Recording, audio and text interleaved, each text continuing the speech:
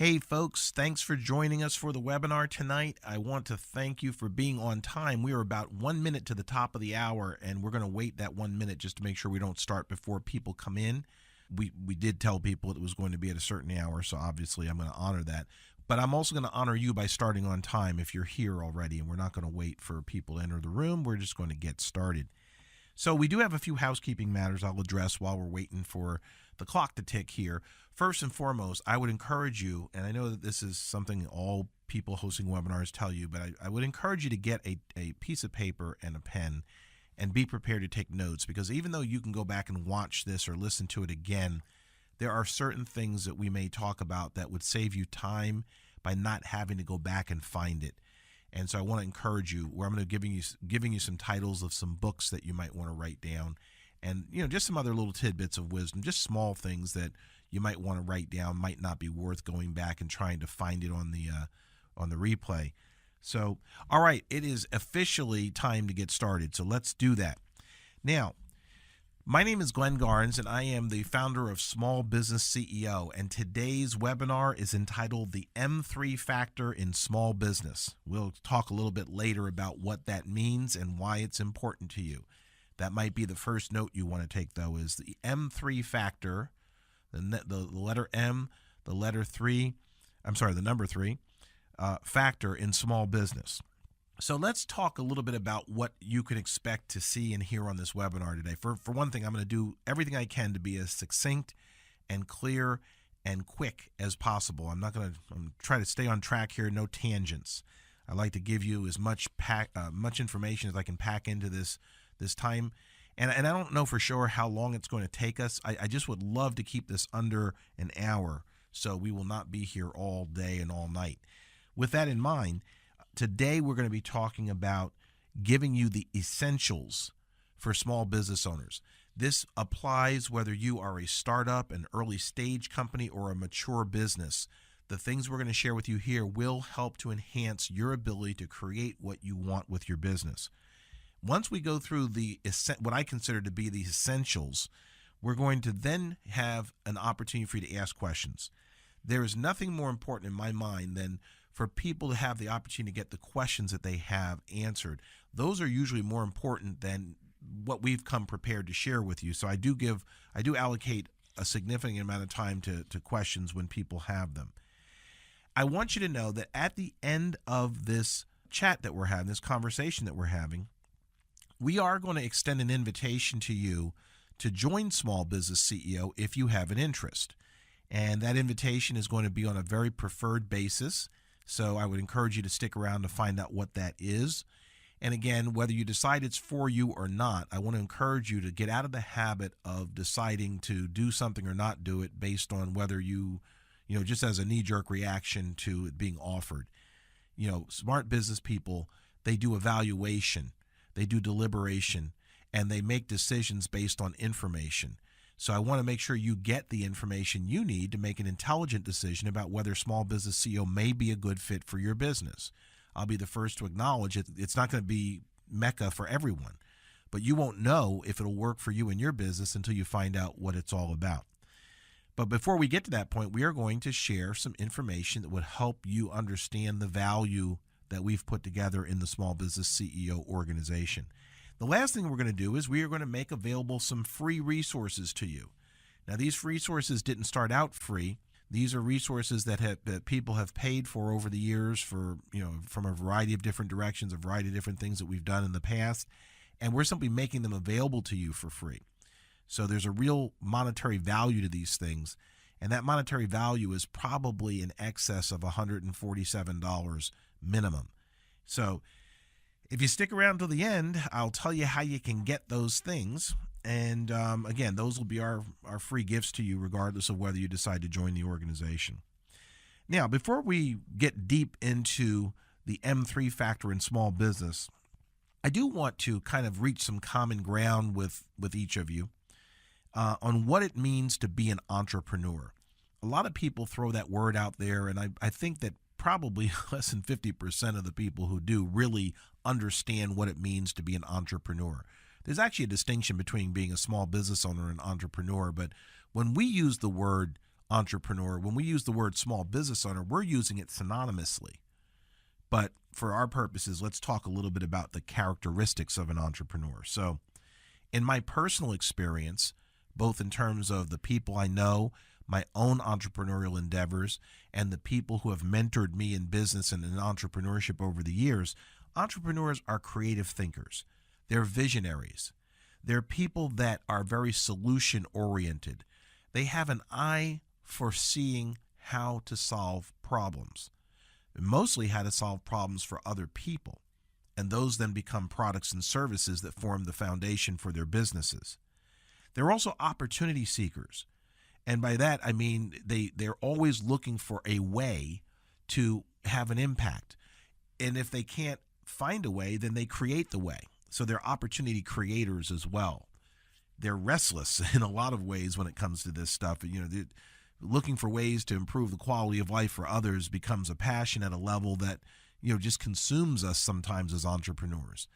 And so you can be a small business owner, but not be a very creative thinker, not be a visionary, not be solution oriented. You might have a product that's commodity in nature and people just buy it because they want it, and you just happen to be the source of it.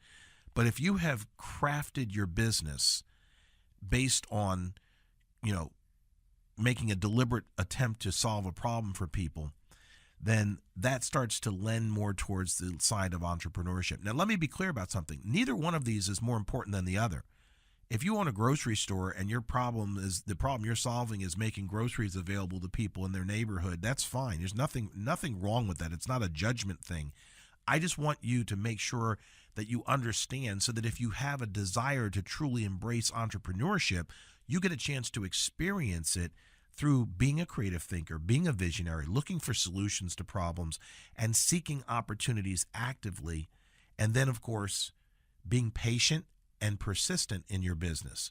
A lot of people, they get in and out of business because things don't happen immediately. We live in a world of immediate gratification, and if we can't get it immediately, then it's not worth doing in some instances, at least based on how we approach it.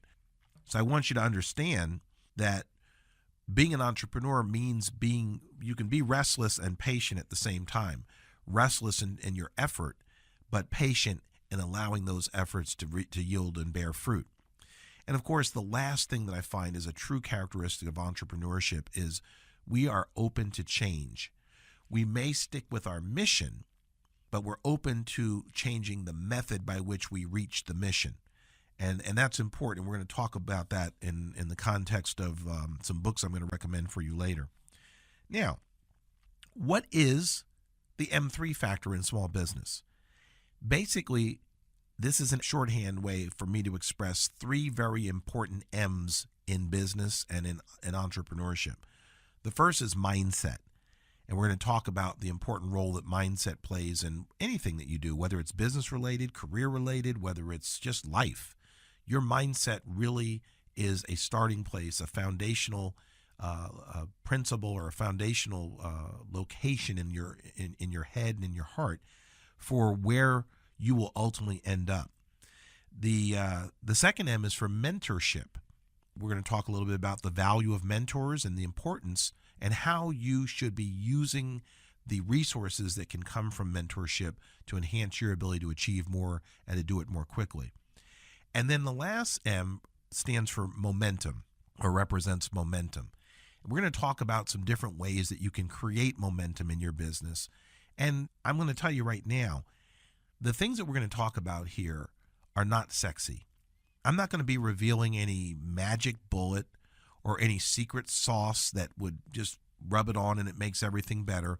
I'm going to be sharing with you some tried, proven principles that, when properly implemented and done consistently, lead you to an accelerated path to success. The things that we're talking about here on this webinar are the things that the greatest people in the history of business and entrepreneurship all possessed as common traits. So we're not going to introduce you to some software program that's going to make it possible for you to be on vacation while you're making money. We're not going to introduce you to any kind of special thing to do that's going to make everything better in your life. We're going to show you how putting together some simple philosophies and approaches to your business can help you to achieve more. And frankly, that's the only thing that I have ever seen that works consistently. So, in essence, this webinar is going to be designed to help you focus on thinking about your business, possibly thinking about your business for the first time in a long time, or for some of you, for the first time ever. I'm keep knocking things over here while I'm trying to advance the slides. Please forgive me for that. But anyway, so as we start out, I have a few questions for you. And these are questions I really want you to take to heart. And this is the first thing I'd like you to write down. I'm going to leave this slide up for a little bit. So the first thing I want you to stop and think about is, why did you want to start a business? A lot of people people have a variety of reasons why they start businesses, but I find that one of the reasons people don't excel in their business is because the reason for starting the business wasn't compelling enough to keep them patient and persistent, keep them interested, and keep them having a burning desire to see it happen. Let me give you an example. You have a bad day at work. Your boss chews you out for something, or you don't get the raise that you wanted, or whatever happens. It doesn't, you're frustrated, you're disappointed, you're not happy with the people you're working with. I can tell you right now, that's not a basis to go out and start a business. Thinking that you can do it better than your boss is not a basis to go out and start a business. You really need to have more than that. And that's why I'm asking you to stop and really drill down deep. Why do you want a business? What are you looking to accomplish with your business? Because you're going to need, when you start encountering obstacles and challenges, you're going to need a lot more than that day where your boss, disrespected you, or you didn't feel like you were being paid what you were worth. Those may help contribute to a why for starting a business. In fact, my why started out with not feeling like I was ever going to achieve the level of recognition I wanted in my legal career, unless I was, in a position to be in the driver's seat, not just the passenger, riding along with the senior partners. But I had to learn how to develop a passion beyond just wanting to get paid what I was worth. That was the start. That was the catalyst. But I needed more than that when the day was done. Fortunately, I found it. So the next question I have for you is, what do you expect your business to do? Is your business something that you see solely as an income generator, or is it a way for you to create a legacy for humanity? Are you looking to have an impact beyond your years, or are you looking to have a business that allows you to have an impact during the time that you are on this planet? And there's no right or wrong answer to these questions. The questions are being asked so that you can be clear about what would motivate you and keep you going, keep you patient and persistent, the characteristics of an entrepreneur, and be clear about why you're doing it and what you plan to accomplish. Most people go to work because they need the income, not because they like what they do. Again, that's not a great reason to get up in the morning. You could also find what you like to do to make money. That might be a better, and that's why we're going through this, because you should find something that you like doing that you can earn a living at, instead of sacrificing your enjoyment of what you do as a career just because it pays good money. Back when I was practicing law, my bank account was full, but my heart was empty, and that didn't feel any better than being broke in a lot of ways. So please take these seriously.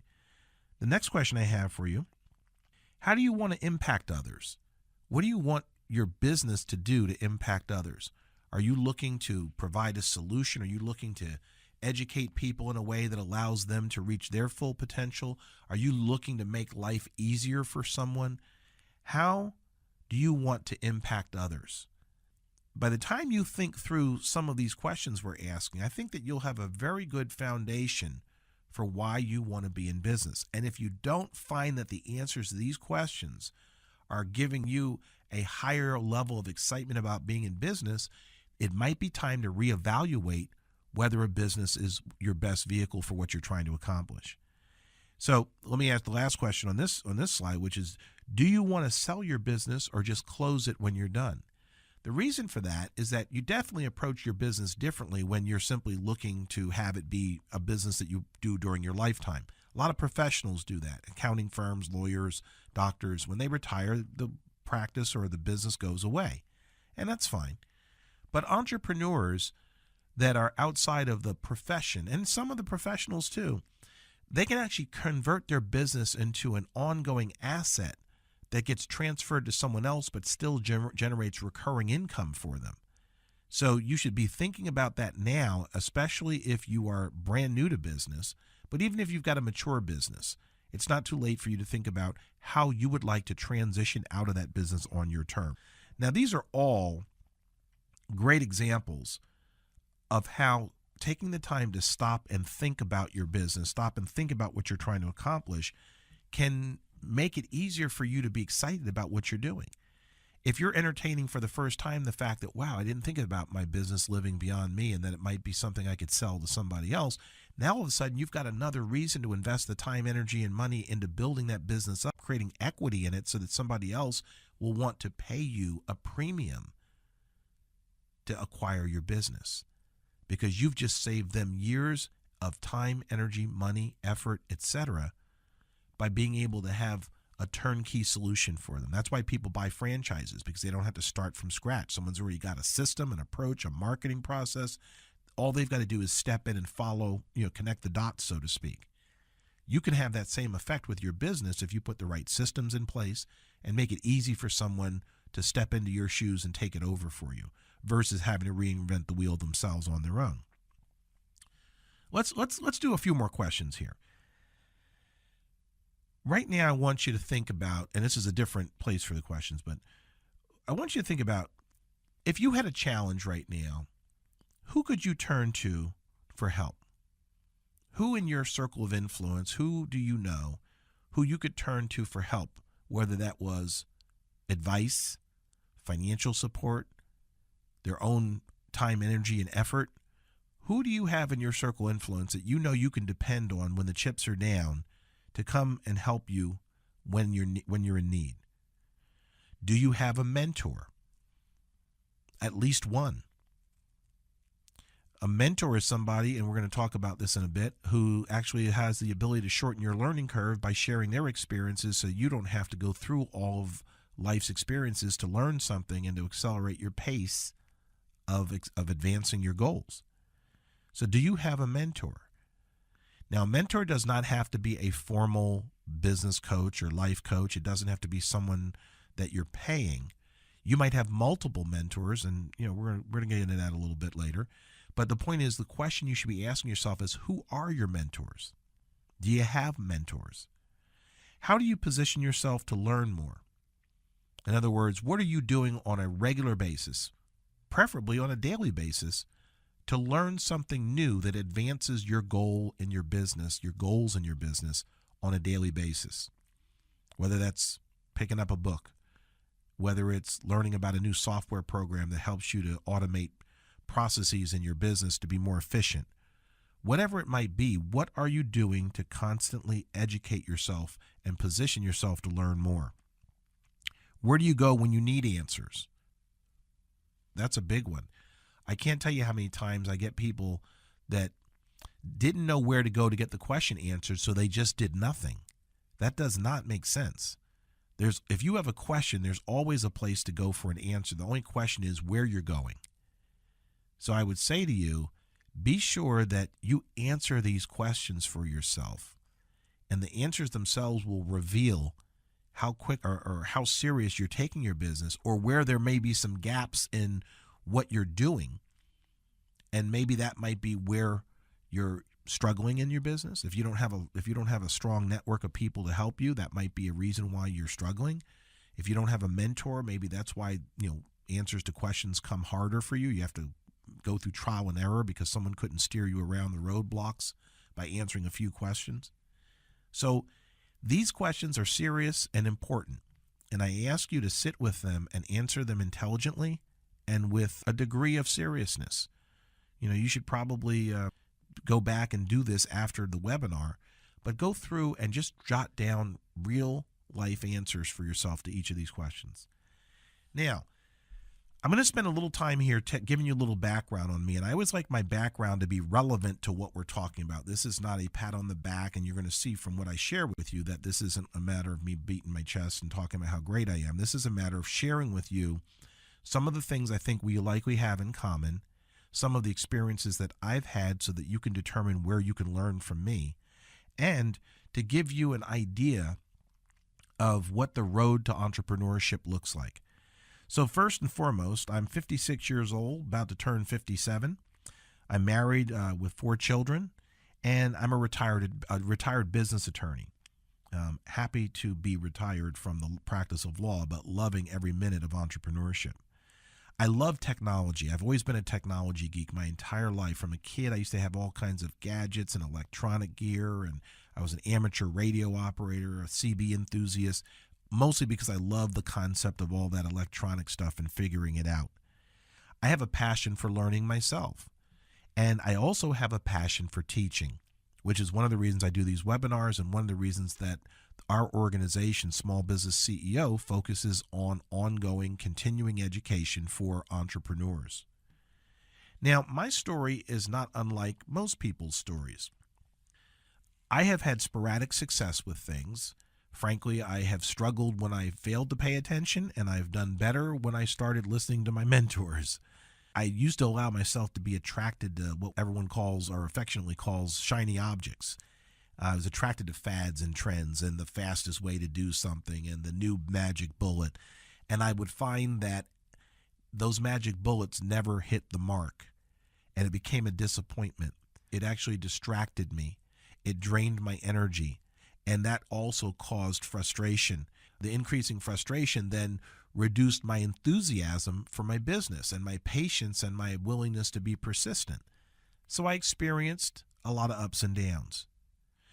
Once I started opening, and a big part of that was also the fact that I thought because I was a lawyer, I had all the answers already and I didn't need mentors. But once I started opening myself up to seeking out the counsel of others who had experience with things that I was being frustrated by in my business, my world changed.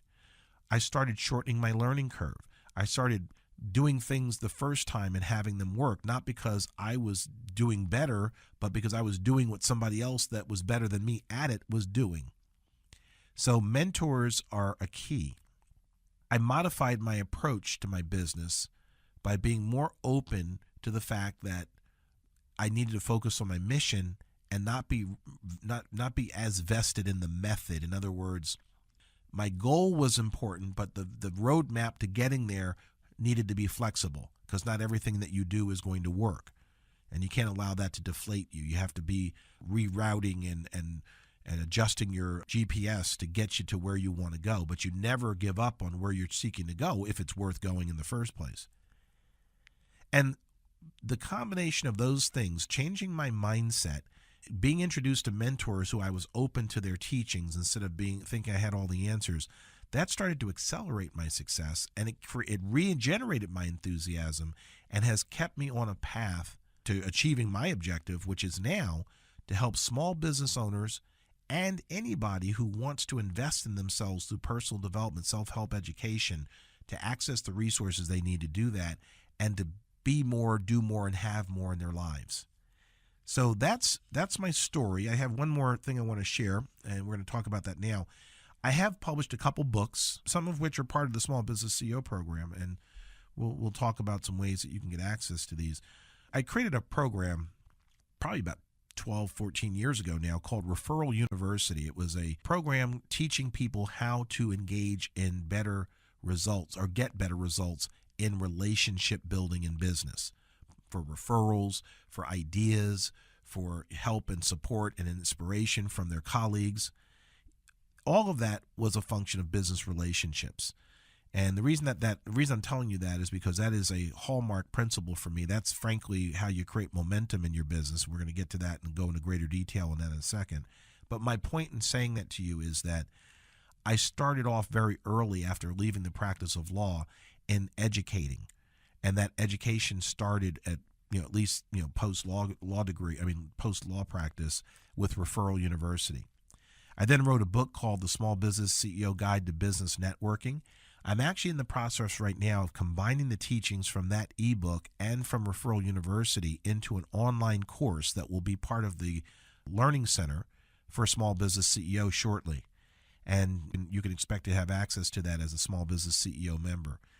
I also wrote a book called Let's Not Be Partners. This book was a response to a lot of people I knew that were struggling with partnership relationships because while they were with good people don't always make good partners. You have to have more than just good people to make a good partnership. So I kind of shared some of the things I learned from representing people that were in partnership disputes and legally, and some of the things I learned from my own partnerships over the years, good, bad, and indifferent. And so that book became a very popular book because there aren't a lot of books written on the subject. In fact, I only saw one other book that addressed anything close to what we covered in this book. And the bottom line is that people found that it really gave them some things to think about before they would jump into being a partner with someone in business. There's nothing wrong with being a partner, but you got to go into partnership for the right reasons with the right people. And both of those things have to exist. You have to have the right person for the job, and everyone needs to be on the same sheet of music with respect to what they expect from each other. So that's my background. And again, I share that just to give you an understanding of where I'm going to be coming from with the rest of what we talk about today and beyond, if you all decide to continue the conversation with us in some form or other. So today's entrepreneur has more resources than ever to facilitate access to information, ideas, resources, and people. We've got the internet. But when I grew up in the practice, there was no such thing as the internet. There was no online education. There was no live streaming. There were none of that stuff. Today, your opportunity to excel in business has never been stronger if you see it. But just like a lot of us, and I've heard this figure used, I don't know if it's true or not, but it makes sense. It's kind of more metaphoric than it is potentially scientific, but it's been said that we use less than 10% of our brain power in our daily activities. And just like that, we also grossly underutilize these resources that we have access to, communications technologies like the internet, and all kinds of other things that are available to us at our fingertips today that would have cost us tremendous amounts of time, energy, and money in the past. So hopefully this webinar will help you reverse that trend of leaving opportunity on the table by not understanding how to use resources that are readily available to you today and conveniently available to you today, so that you can achieve more and do more for your business, for your family, and for your community. And that's my goal here, is to empower you to be more, do more, and have more in your business and in your life generally. So it's now time for us to talk about mindset. And I like to think that this is a great place for people that are, for us to come together in a common ground way, whether, as I said, you're a startup company, an early stage business, or a mature business. It's never too early and never too late to consider the important role that mindset plays in positioning you for success in business. So for me, mindset is everything. But let's define what mindset is. For me, mindset is the lens through which you view the world. And, if you look at it from that perspective, it's really kind of your attitude. It's kind of your way of thinking. Are you the kind of person that comes from a victim mentality, a scarcity mindset type of perspective, or are you a hopeful and optimistic type person, an abundance mindset kind of person? And your attitude towards things also happens to affect your attitude towards opportunities. Are you the kind of person that sees tragedy in every opportunity, or do you see opportunity in every tragedy? People in your life that no matter what's happening around them, they always find the negative. You hear people talking about, well, I'm going to play devil's advocate. The people who tend to look at things from that perspective, that phrase devil's advocate is sometimes, not always, but sometimes an indication of where their mindset exists, or what exists for them in their mindset. I'm just encouraging you to be mindful of what your mindset is, because it definitely affects a lot of other things that come up in your business. It influences your enthusiasm and your work ethic.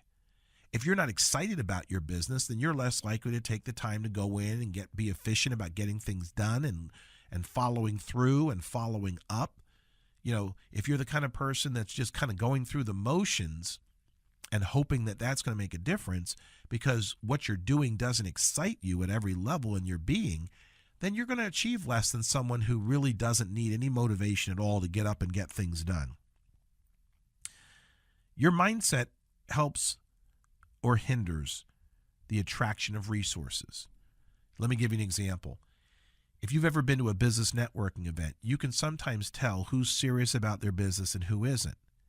Who's excited to be at the event and meeting people and who's just like there because it was, it's expected. And sometimes you can detect someone's energy and you're not likely to share an opportunity with them because you know that you're preaching, you know when you're preaching to the choir with someone, and you also know when you're talking to someone who you can't influence and who really is going to be wasting your time. So your energy, your mindset also affects what kind of opportunities may come your way. And it can determine your fate in business and in life. Because if you develop a reputation of being a negative mindset type individual, scarcity mindset type of individual, as a general rule, people do not seek you out. So you miss opportunities because of that. So mindset is a great place to focus, whether you're a startup, whether you are an early stage company, or whether you are a mature business, especially if you're not achieving at the level you think you should be. I can guarantee you that there's probably something in your approach to the business that leads back to your mindset and your worldview and, of course, the lens through which you see the world. That's a great place to start to figure out what's not working, what's out of sync. So I'd like to recommend some resources that I have used and used very effectively to adjust my mindset and to make sure that I am heading in a positive direction at all times, or at least when I find myself not heading in a positive direction, I know, I sense it, I know it, and I make adjustments to bring myself back on course. So the first book I want to recommend for you is called Disrupt You by Jay Samit. This book is an absolute goldmine of examples of how to turn failure into fortune. Most of the stories told by Jay in this book are about entrepreneurs who set out to do one thing and their product ended up being a failure at that thing, at least in terms of what they were, the vehicle by which they are seeking to accomplish it, but how they were able to make an intellectual and deliberate pivot in a new direction with what they had created and created success with it. Now, I don't want to ruin any of the stories in the book. I think you should just pick it up and read it. But the book covers things like how YouTube started off as a failure. Can you imagine that YouTube started off as a failure, but because somebody was persistent and patient and was open to change, they were able to turn it into the multi-billion-dollar valuation that it currently enjoys? You need to hear that story. How Home Shopping Network started off with a failed radio station advertising attempt. These are stories that you need to understand because it opens up your vision for where your story may fit in and how to make, especially if you're struggling, how to make this your story of going from failure to fortune. The next book I want to recommend is called The Go-Giver by Bob Burg and John David Mann. And this is a book very much about relationships in business and in life. It's a fantastic read for someone who feels uncomfortable going to business events, business networking events, business organizations, or doesn't know what to do when they get there. We could spend an entire webinar. In fact, I used to teach a webinar called 10 Mistakes We Make at Networking Events and How to Avoid Them. We can spend an entire webinar just talking about the silly things people do that diminish their ability to be effective in building relationships in the business. But this book, quickly, in an entertaining way, teaches you what you need to know about effective relationship building in business. And relationships, second only to mindset, are a true accelerator in your business. So you really need to learn how to do this. And the good news for you is that it can be learned. It's not hard. You don't have to be an extrovert to be effective in business relations. In fact, I know some of the most quiet people I know are effective, extremely effective at building business relationships because they tend to be better listeners than they are talkers. That ought to be a clue to you. Think and Grow Rich by Napoleon Hill. This is another one that really kind of sets the tone for the attitude and mindset adjustment. A lot of these books, it's not a business book in the sense that it teaches you ABC. It's not going to teach you how to set up your books in business or how to set up your marketing system in business. These books lay the foundation for how to get your head in the game. And that's more important than what software program you're using for your accounting. It's more important than what telephone system you're using or what computer you bought. None of that matters until you've got your head on straight. And that's why we spend so much time on a recurring basis talking about these non-sexy topics, because this is where the rubber meets the road. This is what distinguishes us from people who are being uber successful and people that are just getting by. So please forgive me if I'm not revealing any magic bullet for you here, but the bottom line is that if you have not read Think and Grow Rich every year for the past 10 years or for as long as you've been in business, then you really don't understand the value of that book. The Science of Getting Rich by Wallace Waddle, same thing. It's attitude adjustment. It's helping you to be deliberate in accurately thinking through your business and your life. And the second book by Napoleon Hill is one of my favorites. I think that Think and Grow Rich is actually the Reader's Digest version of this book, since Think and Grow Rich is about 300 pages and The Law of Success in 16 Lessons is about 1,100 pages, 2 volumes.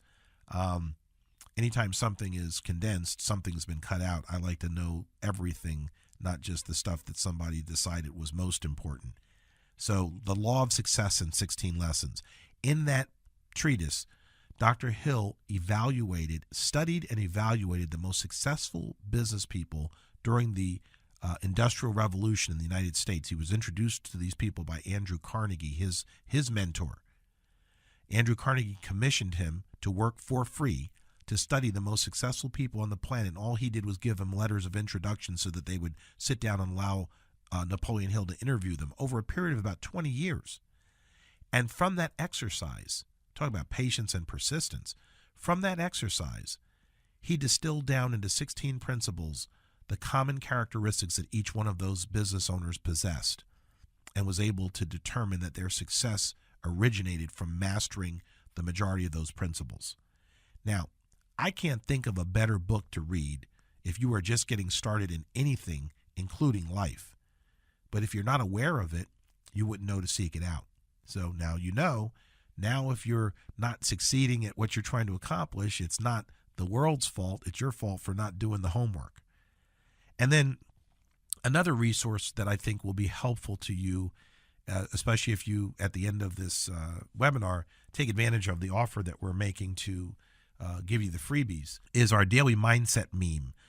We, when you get on our mailing list to join the Small Business CEO free community, you'll actually get a motivational quote every day with an analysis of the quote that kind of sets the tone for your day, kind of helps you to get your daily dose of wisdom. And all you got to do is be on the mailing list. I mean, how much more effort could that take? So what I'm saying to you is that mindset is everything, and you have to invest some time, energy, and a little bit of money, because books cost money. I mean, some of them you can get for free. The Law of Success in 16 Lessons and The Science of Getting Rich are both available in PDF downloads since they're in the public domain, and they don't cost anything. But the other books are priceless as well. And I would encourage you to start building an entrepreneur library, and these books I've recommended would form a great foundation for your library. So if you ever have questions about them, you can seek me out. I'll be happy to answer those questions for you, and I'll give you a way that you can get in touch with me at the end of this webinar. Now, we're going to talk about mentorship. And again, we're going to return to a question I asked earlier, which is, who are your mentors? And if you don't have mentors, that's not a good situation. I'm just going to tell you, you need to seek out somebody who knows more than you about the issues that you encounter in your business and in life, and learn how to learn from someone else's experiences for a change. We call that modeling knowledge, where someone else has already created a path to going through the journey you're about to embark on. Why would you try to create your own roadmap from scratch when someone showed you how to get from point A to point B? I'll give you a second to think about it, because that's about all it should take. It doesn't make sense. You should always be looking to shorten your learning curve by learning from others who have done what it is you're seeking to do. life is too short for you to go make all the mistakes and engage in all the experiments to see how they're going to come out. If you really want to be successful in business and enjoy that success for the longest period of time possible, you owe it to yourself to learn quickly and to learn from others. That's the fastest way I know to learn, is to learn from someone that's already done it. That's what mentors are for. So I want to share with you 4 of my mentors just real quick. I mentioned a couple of them already. And I want you to know these guys have been around. They're all past, meaning they're no longer alive. But I do have contemporary mentors too. I have a business coach. I have people that I regularly seek out for marketing help, even though I'm a marketing person myself. Sometimes they're colleagues and sometimes they're people that have more experience than me. But the point is, I have both historical and contemporary mentors. Now, the contemporary mentors I've chosen not to reveal only because they change from time to time, and sometimes they don't want their identity revealed. So I'm respecting, their privacy by not revealing them here. So the first mentor that you see here is Andrew Carnegie, the founder of Carnegie Steel. And nobody can deny the acumen that he had for business, having built one of the most prestigious and significant steel businesses of his time. If you don't know the story, Andrew Carnegie started Carnegie Steel, eventually sold it to J.P. Morgan, who then renamed it and elevated it to become U.S. Steel, one of the biggest steel companies in the world. Now, the thing you got to understand about Andrew Carnegie is that he did not know a lot about steel. What he knew about was how to find people and put them together in teams and teach them how to work together to accomplish an objective. He could just as easily have been in the automobile industry or in the chemical industry or whatever he chose. The subject matter was irrelevant to his expertise of being able to find the right talent to make something happen. And so that's something that you could learn from Andrew Carnegie. Napoleon Hill was Andrew Carnegie's protege. And Napoleon Hill learned largely from the shortening of the learning curve that Andrew Carnegie created for him by introducing him to people like Henry Ford, Harvey Firestone, Thomas Edison, many others that he studied during the Industrial Revolution to determine what it was they each did that made them successful, and then distilled that down into 16 principles that form the foundation for the Law of Success and 16 Lessons, Think and Grow Rich, and probably every other book or course that Napoleon Hill has ever taught. Earl Nightingale. Earl Nightingale was Napoleon Hill's protege. And the bottom line is that he learned and had his learning curve shortened. This became a generational passing of wisdom from one generation to the next. Now, the key here is that if you are not learning from the previous generation and preparing yourself to pass it on, you are breaking the chain of command here. And that's why Wallace Wattles says in his book, The Science of Getting Rich, you owe to God and humanity no greater duty than to make the most of yourself. And that means learning quickly, learning from mentors, and then, of course, passing that along to someone else so that they can do the same. Jim Rohn. Now, Jim Rohn was not Earl Nightingale's protege, but they kind of came up during the same era. Jim Rohn had a slightly different path, but the path was just as significant. His mentor was a gentleman by the name of Earl Schoaf. And Jim Rohn actually got introduced to personal development, self-help education through network marketing of all things. So the bottom line is, it doesn't matter what the subject matter is. The question is, what are you doing to prepare yourself to be good at the subject matter? Personal development was a big part of Jim Rohn's experience because his mentor in network marketing was a big advocate for personal development. And when the day was done, Jim Rohn ended up as a life coach, a self-help education person, not a network marketer. Nothing wrong with network marketing, but that's not what he originally set out to be. He didn't set out to be a personal development guru. He set out to be successful with his network marketing business that he built to millions of dollars, but ultimately ended up at the end, better known for helping people with self-help education. So there you go. Those are my mentors. The most valuable things I've learned from my mentors are how to think, how to engage in accurate and deliberate thought, not just how to daydream or how to let thoughts pass through my head, but how to accurately engage in the process of thinking, how to create, how to prepare for opportunity, and how to become more as a person. That's really what mindset is all about, is being on an evolutionary path to be more as a person. That's why continuing education is so important. You can't be more as a person if you're not continuing to grow from life experiences and from your exposure to self-help education. So my mentors taught me to value those things, to cherish those things, and to focus on those things. And that is exactly what I do. Now, I'm not perfect at it.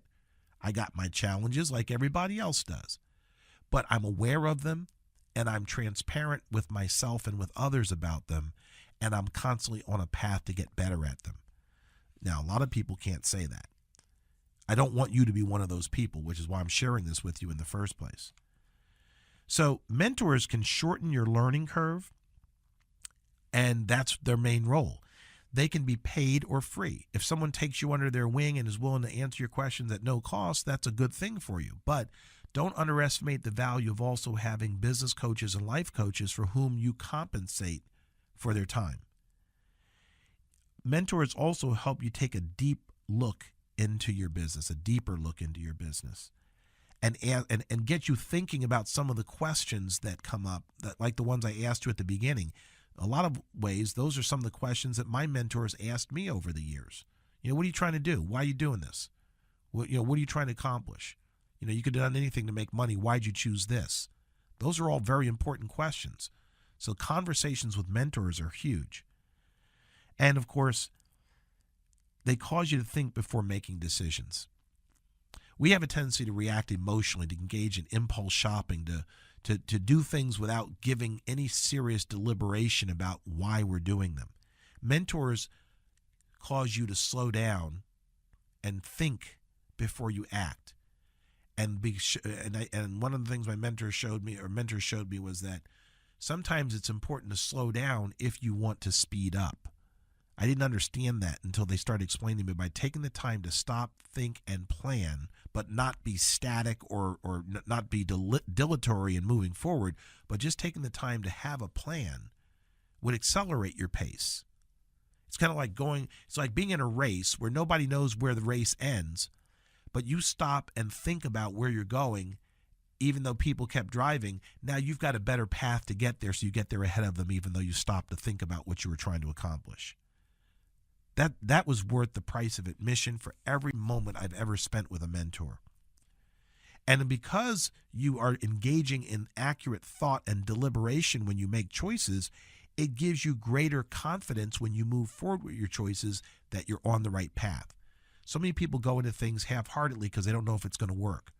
But they don't know if it's going to work because they haven't thought it out. And they haven't thought it out because nobody taught them how to think accurately. It's a vicious chain of wrong choices that all start with mindset. Mentorship was a very valuable exercise for me, and still continues to be, always will be.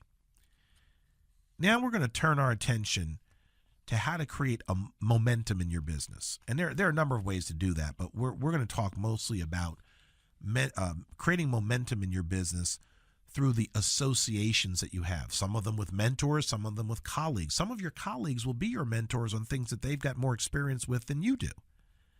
So when we talk about momentum, we're talking about your business associations.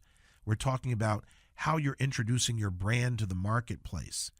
And we're talking about positioning you to become not just someone that sells what you do or offers what you do, but someone that is an influencer in your area of expertise or your chosen field of endeavor. So let me talk a little about some momentum generators. Your inner circle, the people that you hang around with most, the people you spend the most time with, interacting with, whether it's in person or virtually, those are people that can be momentum generators.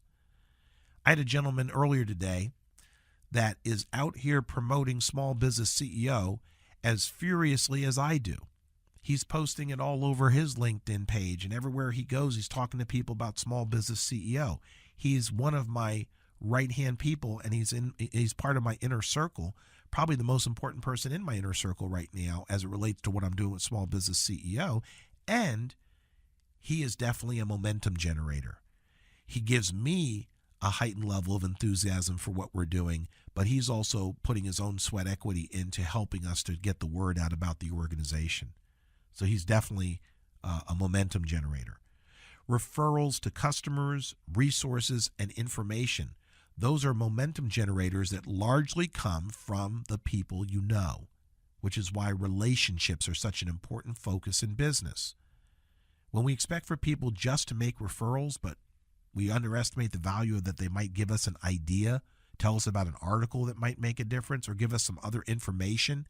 Maybe they tell you about a software program that helps you to synthesize your work process and saves you time, energy, and money there. That's worth 10 times what one referral might be in your business. So don't underestimate the value of people who have knowledge and information and resources that support you in your business, even if it's not a paid referral. Momentum generators include thought leadership. People you can sit down with across the table and have discussions about ideas. You know, one of my favorite quotes comes from Eleanor Roosevelt: great minds discuss ideas, average minds discuss events, and small minds discuss people. The people in your inner circle and in your general circle of influence should be idea people. They should be great minds. They should be the kinds of people that don't have time for gossip or worrying about what's going on in the media. They're here to talk about an idea they have that can advance your business and theirs, and in the process, to help others. So we just covered what I consider to be 3 of the most important foundational principles for anybody at any stage of business, startup, early stage, or mature businesses. And if you are a mature business and you haven't gotten this right to this point in time and you still are in the game, this is your chance to kind of get a mulligan or reboot and go to the next level in your business. Go to the best level in your business. So I want you to know that, again, none of this stuff is going to be sexy, which is why a lot of the gurus or a lot of the contemporary folks that you see marketing this software program or that new social media program, they're not going to talk about this kind of stuff because they're feeding your desire for immediate gratification. But what happens for you is that you end up becoming disappointed because you buy all these things, and none of that works until you have your mindset adjusted so that the lens leads you in the right direction. Some of these tools make more sense when you got your head on straight. And if you had your head on straight, you'd know which tools made sense, and you wouldn't end up buying all of them because you'd then know what you needed to use based on what you're trying to accomplish. When you don't know what you're trying to accomplish, everything sounds good. But if you know the direction you're going, if you know what you're trying to accomplish, if you know how you want to show up in the world, and you take that knowledge and that deliberation, that deliberate approach to life into your business, then you'll make better choices about what tools make the most sense to get you there. I can take 2 people and give them a toolkit. Both have the same tools. One will build a mansion and one will build an outhouse based solely on their mindset. So it's not enough to have the tools. It's important to know what you're building with them. So one closing thought for you. I've just shared with you what I believe to be the truth. It's been the truth for me in my business. It's been the truth in the people who have mentored me in their businesses. And the truth doesn't have to be sexy because it has nothing to prove. I would encourage you to write that down. The truth does not have to be sexy because it has nothing to prove. If you have found the things that I've shared with you during this webinar to be true or to be valuable, then I would encourage you to make it your mission to implement them in your life. Now, I can tell you right now, we're going to run over time a little bit, just a little bit here, because we really kind of drilled down in this in a very deep way, and it's almost impossible before you do this type of a conversation with people to know exactly how much time it's going to take. But I did tell you I was going to leave some time for questions, and I'm going to entertain those now. So get ready with your questions as I'm wrapping up and telling you on this closing thought. Don't always look for what's sexy. Look for what makes sense. And as I said before, we've given you some things to think about here. I hope you will take them to heart, because I can tell you that if there is any magic bullet, if there is any secret sauce, it's in the principles that I just shared with you. I just shared with you over 25, 30 years of my own personal experience and literally generations of knowledge and wisdom from the people who have mentored me through their life experiences. Don't let that go to waste.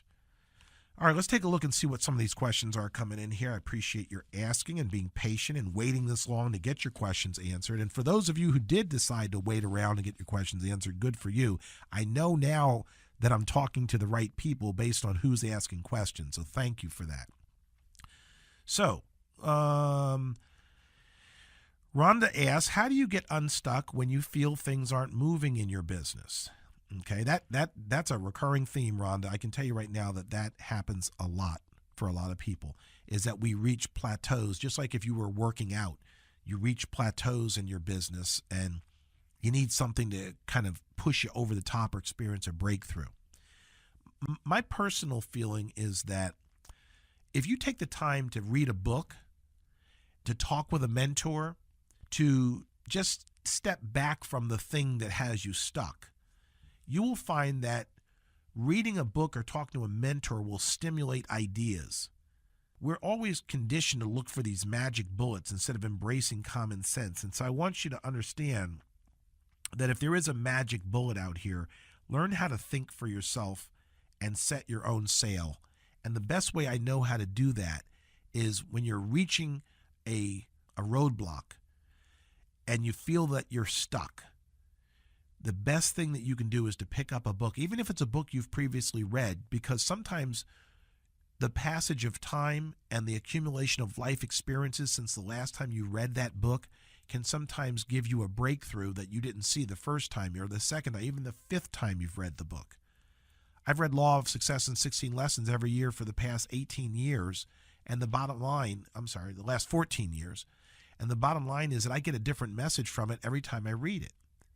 If I'm experiencing some stress or some being stuck in something, there are specific chapters or lessons in that book that I will refer to when I feel like the answer might be in there. That's why it makes sense for an entrepreneur to have a library. So think about picking up a book the next time you get stuck, even if it just becomes a diversion to clear your head and allow you to think more clearly. Sometimes all you needed to do is to step away and see things from a different perspective, and reading a book or talking with a mentor can do that for you.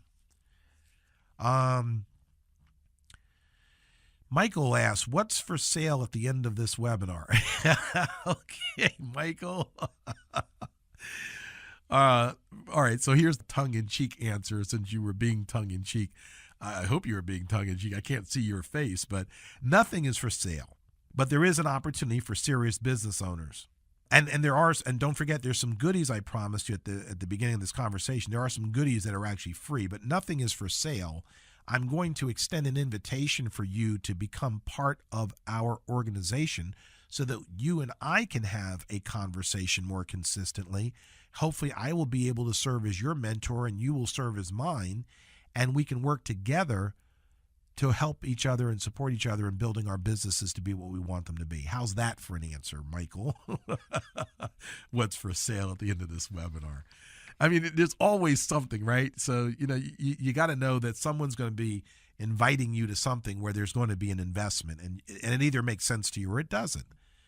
I hope that, what you see in the invitation will make sense to you. It's not going to be a piece of software that's going to solve all your problems once you upload it into your computer. Let me see, who's this here?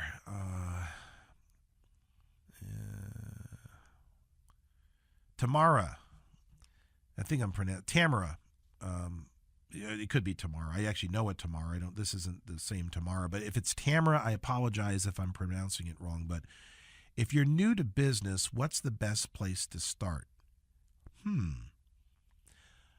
If you're new to business, and I'm gonna make some assumptions here. If you mean you have not started a business, if you mean that you're simply thinking about starting a business, I would tell you the best place to start is with mindset training that's not specific to any particular business.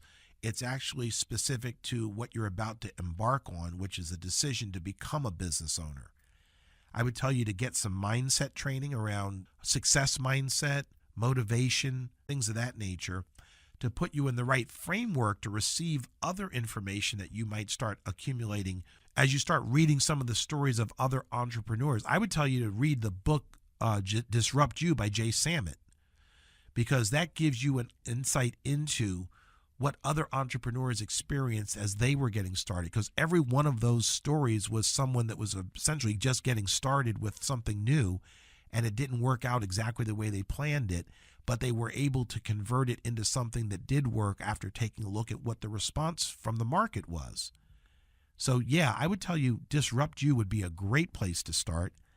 The only thing I ask you to do is, if you do read the book, take a selfie of yourself and tweet it to Jay Samit. He loves when people send him a picture where they're holding the book, and put in the tweet from the old Queen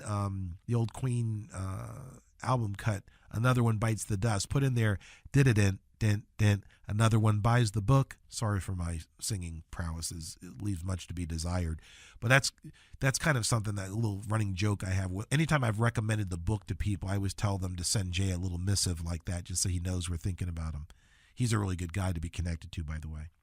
So if you're new to business, I'd tell you, read Disrupt You to kind of get some insight into what it's like to have to think like an entrepreneur, and then get yourself some mindset training. You know, a lot of that mindset training is included in the Small Business CEO program, of course, but we're not the only source of it. You can go other places to get it. Let me see here. Donna.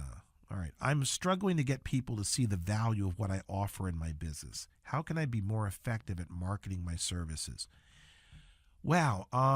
That's a relatively open-ended question. I'm not sure I can answer that for you in a meaningful way. That's the kind of thing we might have to have a one-to-one conversation, because I don't know what your product is, and I don't know what you're doing in terms of messaging to put it out there for people. But a mentor would need to know, what is the product? How are you currently putting that out there for people? Who is your ideal client for the product? What is the problem that your product or service solves for them? And how badly do they want to solve it, to the point where, it's a pain for them or just an inconvenience? There's a lot of factors that go into how you become more effective in marketing your service. I'm gonna let that pass, and you know what I'm gonna do for you, though? I'm gonna invite you, if you'll connect with me by email. I will get on the phone with you and answer a few questions, because it's hard to answer that one on a webinar. It's a great question, but it's hard to answer it on a webinar where there's not a real great opportunity for a Q&A back and forth. I mean, I'm sure you could type something else in here, but it'd be more effective for us to have a chat. So I invite you to have that chat. How do I keep from being, who's this? Who is this here? Muhammad. That's your last name. Wait a minute, let me see. Khalif, I'm sorry. How do I keep from being rejected at networking events when I try to introduce myself to people? That's a big one. I would tell you that most people go to networking events for the wrong reason. The best way for you to get introduced to people is to go in and find out about them instead of trying to get them to focus on you. And this comes directly from the how to win friends and influence people. The best way to get people to take an interest in you is to take an interest in them first. I'm paraphrasing it, but that's essentially the message in how to win friends and influence people is, don't expect people to take an interest in you until you've taken an interest in them. So I go into networking events with the intention of getting to know people by having us focus the conversation on them, on their business, what they're doing, why it's important to them. So I get to know them at a much higher level. And because of the level of attention I give them, I actually end up having them be more open to hearing about me, because they almost feel like the need to reciprocate, even though that's not my intention. I really have a sincere interest in getting to know people, because if I get to know them well enough, I'm a talent scout. I'm on the lookout for who's going to be the next member of my circle of influence. So I have intention to ask the right questions, to find the right people, to follow up with them after the event, and they may not even know what my business is about when they leave the event. They may not find that out unless I choose to follow up with them, because I'm the one scoping them out to see if they're worthy of, when I say worthy, to see if there's a real opportunity for us to work together, both from a personality standpoint, a subject matter standpoint, and a motivation standpoint. So I would tell you, if you're going to events, don't put the focus on you, And then you don't have to worry about being rejected, because I have not yet had one person stop talking with me because we were spending too much time talking about their favorite topic, which is them. So you won't be rejected if the topic is the person you're talking to. There's a 19th century psychologist, and he's a philosopher as well, by the name of William James. And he teaches that the deepest principle in human nature is the craving to be appreciated. The deepest principle in human nature is the craving to be appreciated. So if you can be the source of someone's craving, if you can be the fulfillment of someone's craving, they will be your best friend forever. So if you want to take the pressure off of getting introduced, feed other people's craving for appreciation by focusing on them and not on you. I hope that makes sense. Maybe we'll have an opportunity to chat about that on another webinar.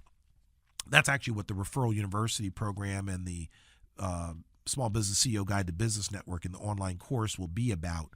But if you just want to have a conversation about it, maybe we can do that on the. Oh, by the way, let me just also tell you, I don't want to be getting off into tangents, but that's a great question to ask on Small Business CEO fan page and on Facebook, if you're on Facebook, or even to send me a message like that through LinkedIn on the, like tag me on a post to ask a question like that. I answer questions like that on LinkedIn as well.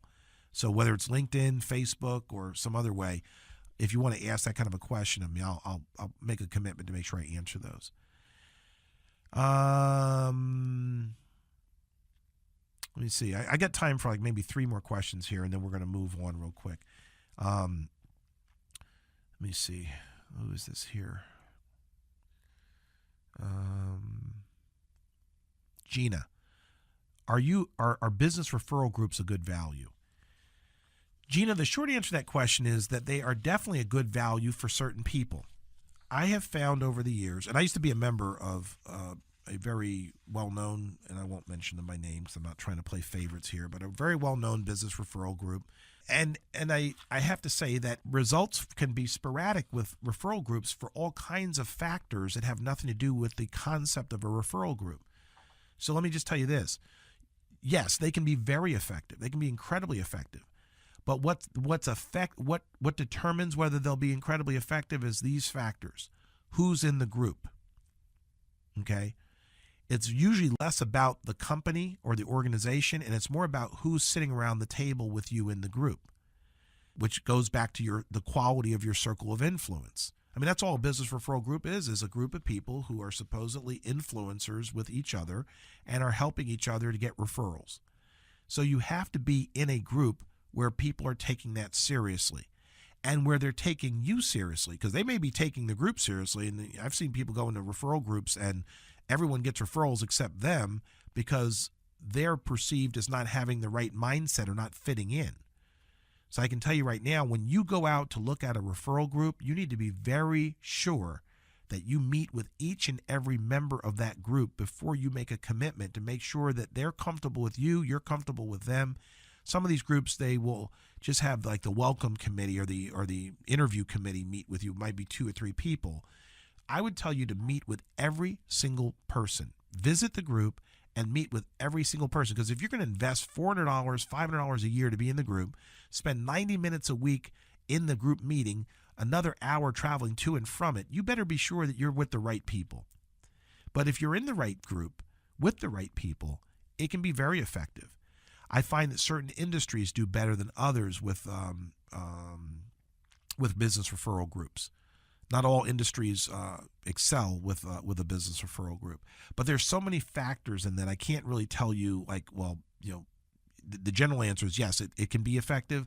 I can't tell you if it'll be effective for you. It depends on your own personality, how committed you are to the format of the group. Lots of different intangible factors go into whether it would be successful for you.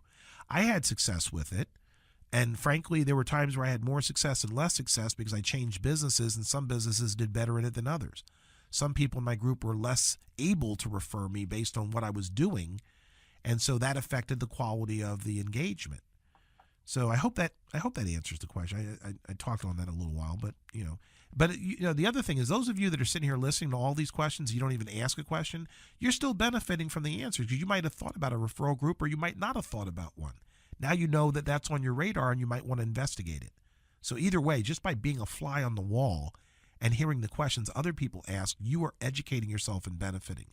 And that's one of the reasons why we have discussion forums in the Small Business CEO Learning Center, where you can actually come in and listen to questions, or see the questions people are asking, and see the answers that are being given to those questions.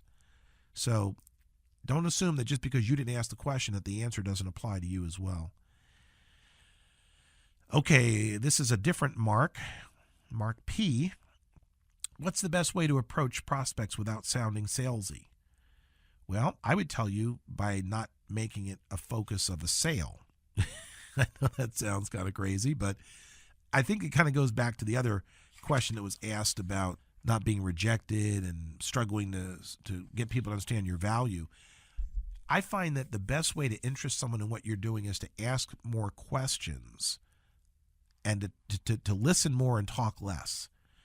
And what usually happens is, when you have done a good job of asking the right questions and determine what their desire and interests are, and now you're simply alerting them to a solution that might meet their requirements, by the time you finish asking questions, they sometimes are expecting to hear, well, what do you think? But if your first order of business is to tell you that you're with a Fortune 500 company that's helped many people do this and that, and we have a market cap of that, nobody wants to hear all that.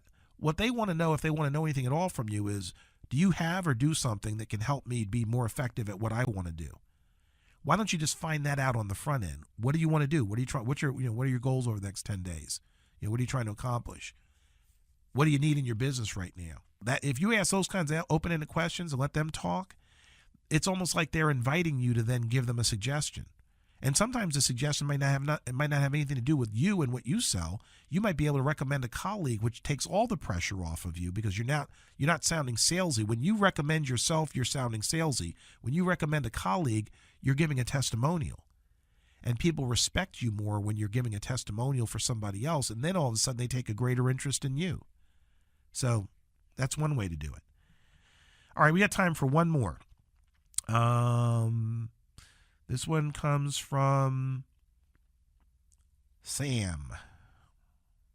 I'm struggling to keep up with all the marketing strategies out here, like social media and Facebook ads, etc. It says it's confusing to the point where I don't even want to think about it. Oh God, Sam, I understand. I feel your pain, man. I totally get it. And that's kind of what we were talking about before, is that there is so much noise out here that even if you're efficient about keeping up with everything, you don't know what to do first, what to do next, and what to do after that, because there's always some latest and greatest thing coming. And the only thing I can tell you is that your mindset and your ability to filter that stuff is what will keep you on track with what the main thing is. You're going to get bombarded with all kinds of ways to do something. I mean, I've seen 10 different people advertise ways to grow your Instagram account just in the last 90 days. And there's no way that you could do all of them. Some of them overlap. Some of them are, they're different approaches. But, if you know exactly what your purpose for your Instagram account is, or for your Facebook account, or what you're trying to accomplish, then it dramatically narrows down who you might listen to for help on that, and which program you might have the most success with. But if you're just generically out here looking for stuff, or generically out here not necessarily looking, then anything will fall into your view, onto your radar, and it can be very confusing. So the first thing I would tell you is, if you were to have a clear and concise business plan, so you know exactly what you're trying to accomplish, the numbers you're trying to generate, and what success looks like, then you could more properly evaluate what things are coming your way that might help you to accomplish the objective. Because you can't do it all. That's the recipe for disaster. I can tell you that, again, I'm a shiny object syndrome recovering person. I don't want to say addict, but you know what I'm saying? So what you want to do here is to have clarity about what you're trying to accomplish, because then the tools that are in the toolkit will reveal which tools are best to accomplish it when you know what you're trying to do. Because a lot of them will be budget related, some of them will be how long it takes for that strategy to work related, and some of them will be effort related. You'll be able to do a much better evaluation of what makes the most sense if you know what you're trying to accomplish and what success looks like. So I hope that helps. All right, listen, we could be here all night, and I would stay all night, but I know that I told you all I was going to try to keep this under an hour, and we're about an hour and 15 minutes, and I do want to take a few moments to kind of introduce you to the invitation I have for you, and also to introduce you to the freebies that you can get as long as you have stayed through the entire event, which is kind of a litmus test for whether it's worth it for me to put these in your hands or not. So let's start with the invitation. All right, so here's the invitation I have for you. If you believe in the things that I just shared with you in this little conversation we're having here, and if you would like to find a way to associate with others who believe them, in other words, the other people that I have influence with who are benefiting from some of these things that I've taught them over the years, then I'm going to ask you to stick around for what I'm calling our little virtual open house here to our Small Business CEO organization. For some of you who see it, this may very well be the golden ticket. There's your magic bullet, if you have to have a magic bullet, that you've been looking for if you're looking to not be in some kind of trendy quick fix situation, but you really are sincerely interested in how to shorten your learning curve and how to get access to the right resources. Because this is not magic. This is just the way successful people do. They surround themselves with the right information, the right people, and the right resources to get the job done. That's the bottom line. You want to know what the formula for success is? I just gave it to you. So I don't know why business people skip over these principles. They're usually conditioned by society to think about immediate gratification. But sometimes, as we talked earlier, you have to slow down in order to speed up. So with that in mind, I'm going to now share with you what I would encourage you to think about making part of your mantra or part of your activities if you'd like to learn how to turn your ability to slow down and be mindful into an opportunity to actually accelerate in business. So I'd like to introduce you to Small Business CEO, where small business finds big ideas. Now, what is Small Business CEO? I consider this to be an ecosystem that we've created to help unify small business owners into an organization. We are a think tank. We are a resource center. We are a source of education. We're a great place to make connections in business with other serious business professionals, other people who value the relationship with you. We're the home of the M3 factor for small business. And you just learned about the M3 factor. So the organization that we've created has been customized and specifically configured to address those issues for you so you don't have to go out and try to figure it out on your own and move in a variety of different directions. We've pulled all this under one roof in this small business ecosystem for you. We're a community for collaboration. The people who join, their mindset, they've been enculturated to find ways to work together with other members. They're actively, it's like joining a country club or a chamber of commerce where you have a natural affinity with each other, and the goal is for everyone to work together to support each other in some fashion in business, even if it's just helping to answer people's questions or being inspirational to them.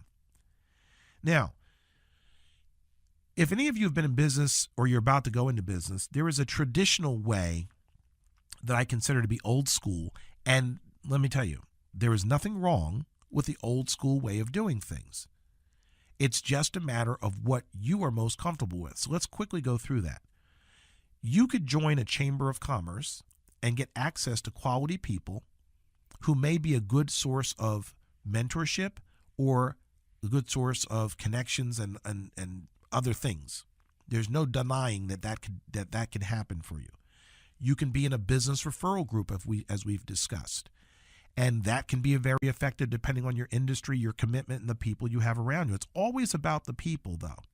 whether it's a chamber of commerce or a business referral group, a trade association, even business events, it's going to always be about the people who attend those events.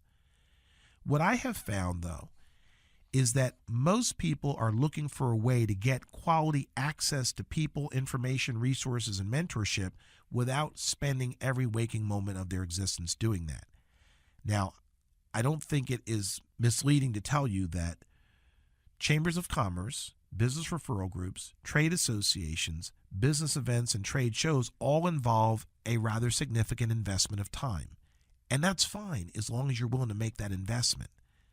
But you have to be committed to that process. You have to be committed to serving on committees, attending meetings, attending events, and you have to be committed to it consistently for it to work.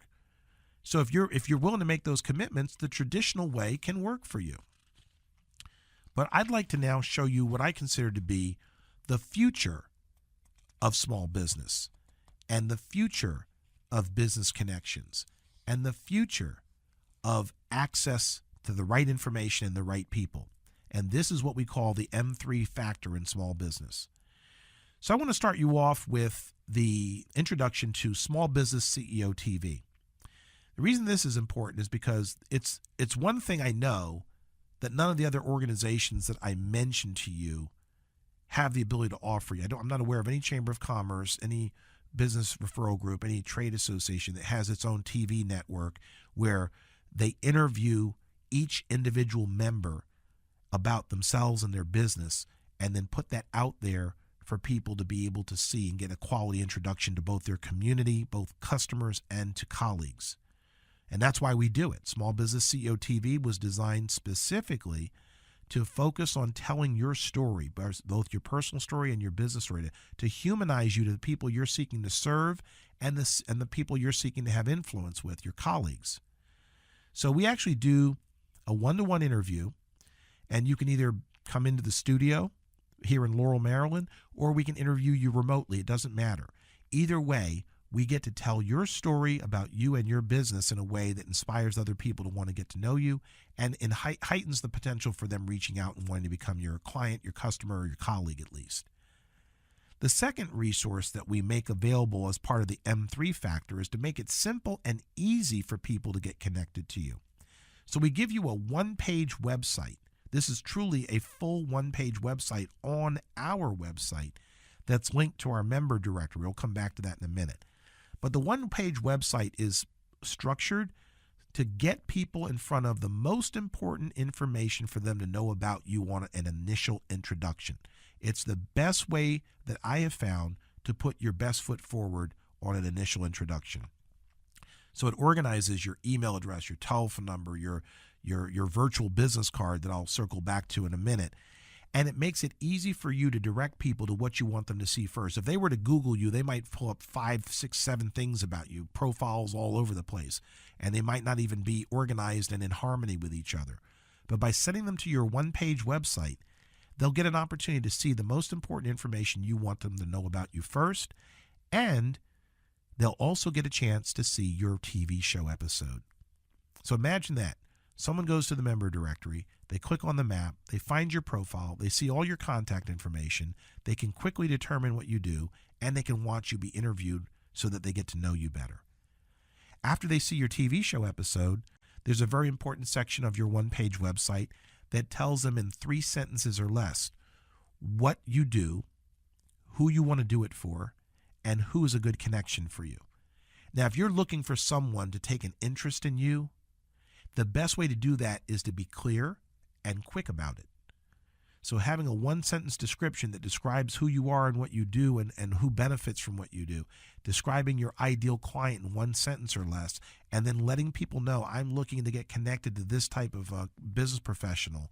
Now they know whether they're whether they're a good connection for you or whether they know someone that's a good connection for you. The last thing on your one-page website is a contact form where they can connect with you right from the one-page website by simply filling in the box. And that's, again, something that's not available to my knowledge to any other organization that I'm aware of that does what we do. The next member benefit is the virtual business card. So imagine that instead of going out and handing out a physical business card that has limitations on the amount of information you can share with someone, you actually can text them or send them a link, email or otherwise, right to their smartphone while you're standing there with them at an event. And they can click that link and open up your virtual business card that has your picture, your description, the things you do, a link to all of your major social media accounts. It's kind of like a miniature version of your virtual business card, of your one-page website. And even your one-page website is clickable from here too, so they can see your TV show episode. They can also click one button and add you to their contacts on their smartphone so that you don't have to worry about getting stuffed in a desk drawer when they get back from the event. That's your virtual business card. Now, your one-page website is linked to our member directory. And as you can see here, where we have members in the states that are lit up in green, and that's expanding every day. By the time you watch this webinar, we might have lit up 4 more states, or we're growing. That's the point. And in fact, I'll tell you right now that you're getting an opportunity to see this organization and to become part of it at a very important time, which is at the beginning. So stick around to find out more about that. But on the member map, you simply click the map, and then it reveals a categorical industry description of, organized by industry, all of the members, or you can click view all members in this state, and you can see all the members in reverse chronological order of when they joined. And either way, however you do it, if you're looking at a specific category, you just want to see all the members in that state, if you click their thumbnail, their picture, it takes you to their one-page website where you can, as we just went through, get to know them better from the comfort of your home at your convenience. This is about the Netflix economy, where people want to get to know people when they want to, not just when there's a business event taking place. Now, this doesn't replace these other organizations. It doesn't replace business networking events. What it does is it makes you less dependent on making sure that you choose one of those. If you're a member of a chamber of commerce, this will help you to put your best foot forward in a bigger way. If you're a member of a business referral group, or you go to business networking events, this will help you be more efficient and to be perceived as an influencer faster than the person that just had a physical business card. So it's kind of like the rocket fuel to power the rest of your marketing activities. Plus, when we do your TV show episode, we actually put that out through social media and share that with our network and share it with others, both your potential customers and your colleagues. So that's the stuff that I think is really difficult to find elsewhere. The next thing I want to show you is our Learning Center. At Small Business CEO, we have a complete library of business courses, online courses that you can log into our Learning Center and watch anytime you want. Everything from marketing to managing your business. And when you log in, you select the course you want to take, you click it, it opens up the lessons, and you can watch the lessons sequentially. You can watch a few and stop and come back later. It doesn't matter. You can consume the content at your own pace. And if you have questions, you can participate in discussion groups within this interface where mentors are answering your questions. This is where mentorship comes into play. We've got business mentors and life coaches and people that will answer your questions about the things you're studying and just things that you want to know about. No matter how good a course or a book is, there's always a question that you have, and now we're giving you an opportunity to get those questions answered, just like you did here on the webinar. But this would be done in the context of, text in the forum discussion, where you type in your question, we answer the question, and everyone can see the question and the answer and benefit from it. So that is our tour. And I want you to know that I don't take this lightly when I extend invitations to people to join the organization, because I really want to attract the best people, because I believe that we have created the best opportunity for small business owners to succeed. And the reason I put it that way is I realize this isn't going to be for everybody. Not everyone is taking their business as seriously as we would like to see our members take it. But I know that people that make the commitment to join this organization are, in fact, taking their businesses seriously. So with that in mind, you've now been extended an invitation to join the organization. I've now given you the big idea for your business. which would be becoming a member of Small Business CEO. And I would love to have an opportunity to light this map up so that you can be the first in your state. So let me tell you how this works. Right now, what you're looking at on the map is the states that we have at least one member in. We're giving 20 members in each state an opportunity to acquire a lifetime membership to the organization for just a one-time fee. When those 20 memberships are gone, it will still be very reasonably priced and very affordable for small business owners, and that fee will be $47 a month. It will eventually go to $67 a month and will eventually go to $97 a month.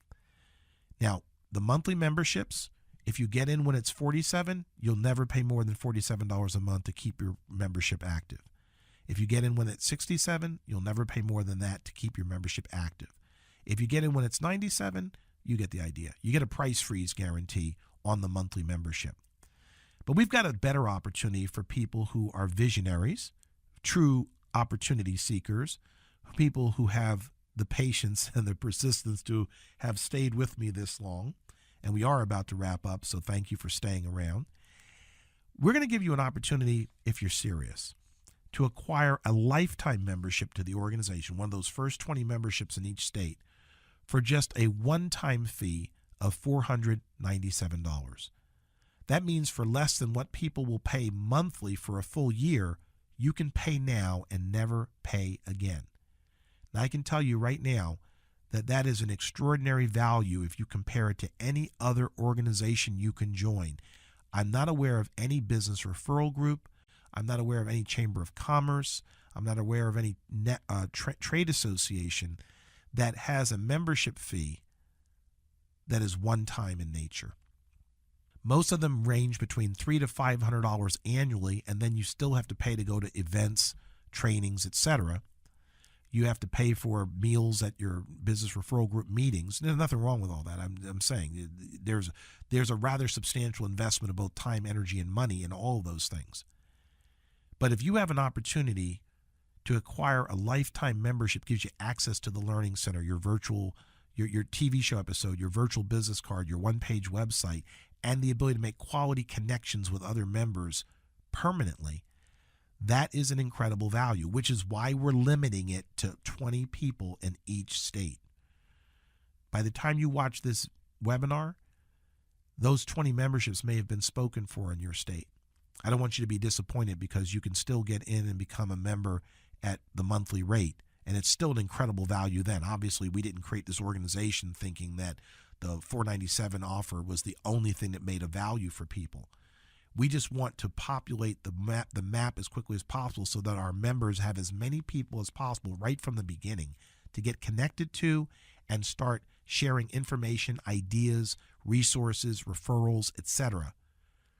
Because the greater the size of the organization, the greater the opportunity is for every member, even those that come after and pay monthly to be in the organization. Now, we're going to wrap things up here, and I want you to keep in mind that this might not be for everyone. I'm not looking for everyone to join, but I want you to make sure that you don't put yourself in a position to regret your decision. I've given you plenty of information for you to make an accurate and deliberate decision about whether this organization is a good fit for you. So as long as you make a deliberate decision, I'm sure it will be the right one for you. But I want to make sure that you're mindful of one principle that I learned from one of my mentors, Jim Rohn, and that is simply this. We must all suffer from one of two pains, the pain of discipline or the pain of regret. The difference is discipline weighs ounces while regret weighs tons. Discipline means taking your time to think about what we shared tonight and being in a position yourself to make a good decision for yourself. It doesn't have to take forever for you to make this decision, by the way, folks. I know people spent $497 at Starbucks last month, and that didn't do anything to build their business because they weren't even meeting with anyone to talk about business. They were just going in and getting takeout. So here's what I want you to do next. If you feel like this is a good fit for you, I want you to go to www.sbceo.com, click the link for Join the Network, and select the Inner Circle membership. That's the one-time fee of $497. And the bottom line is that if the memberships are still available in your state, you will receive a Square invoice sent to you, and you should honor that quickly, because just because you got the invoice doesn't mean you're in it. You have to process the invoice before the other 20 memberships are gone. And as long as you do that, you'll then receive instructions on what we need to set up your virtual business card, your one-page website, to schedule your television interview. Everything will flow from there. And so I want to encourage you to take action today, and let's get that done. If you do have questions, you can contact us. On the website, there's information on how to reach out and get connected with us by telephone and email and otherwise if you have questions.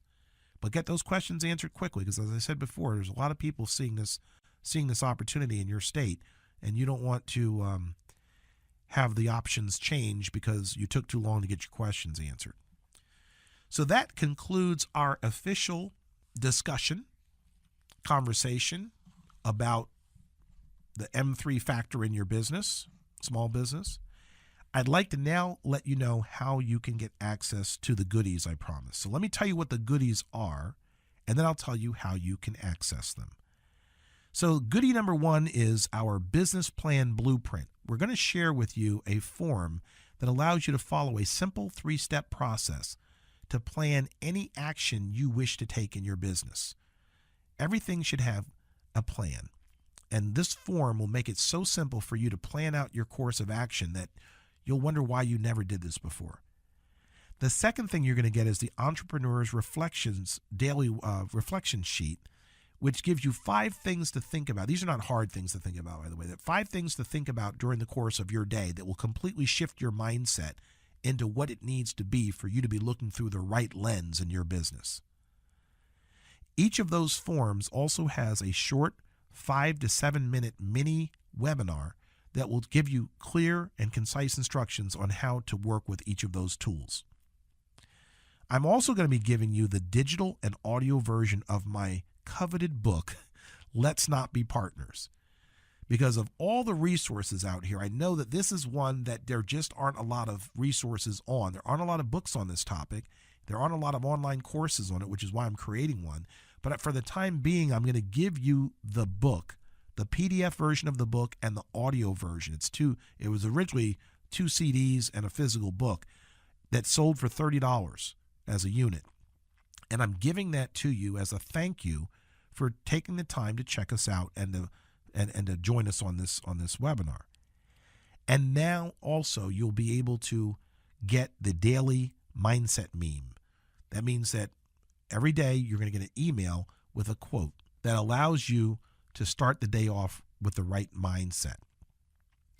And it'll be really quick, so it's not going to take a lot of your time. It's not going to be like 3 paragraphs of rolling text. It's just going to be an image, like the ones that we post on Facebook and Twitter and LinkedIn and on Instagram. But it's just designed to, just seeing it in your inbox will remind you, let me make sure I'm in the right mindset to address the day today.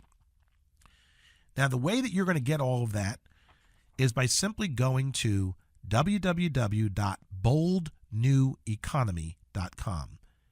www.boldneweconomy.com. The reason we're having you go there and to subscribe separately is because not everyone that registers for this webinar is automatically getting the goodies. I like to reward action takers that take higher quality action than just giving up their email address thinking they're going to get the replay link and get access to everything. So I want you to make a deliberate decision to go to boldneweconomy.com and get on the mailing list there to access the goodies. And that will also trigger the daily memes to come out to you as well. Now, we do not use that list to sell a whole bunch of things, and we don't share that list with anyone, so you don't have to worry about us giving your information to anybody else. We use that as a vehicle to deliver value to you. And anytime you find that we're not delivering value, you can unsubscribe, and we'll be aware of that, and we'll use that as feedback to decide what we can do to offer greater value in the future. But I don't see a whole bunch of people unsubscribing from the list that we've created over the years because we actually do our best to offer value. So I hope you found value in this chat that we had today. I hope that you will follow through on the things that we talked about. I hope you'll become a member of the organization. I also hope that you'll share it with others who you think could benefit from being a member of the organization. Be a great idea for you to do that. You probably are watching this webinar because one of our state representatives, who are also independent business owners, but who are so supportive of this organization that they've made a commitment to share it with the people that are local to them, you probably were invited by them to watch this webinar. I want you to do one more favor for me. Go back and thank that person. Whether you join the organization or not, they thought that you were the kind of person that would make a good fit to become part of Small Business CEO. That means that they thought a lot of you because they're looking to be around the right people too. So whether this is right for you or not, you should thank the person that invited you to take a look at it. So on behalf of whoever it was that referred you to take a look at Small Business CEO, I want to thank you for taking time for us today, and I'll look forward to being of service to you if you choose that path. Thanks again, and I wish you the best in business.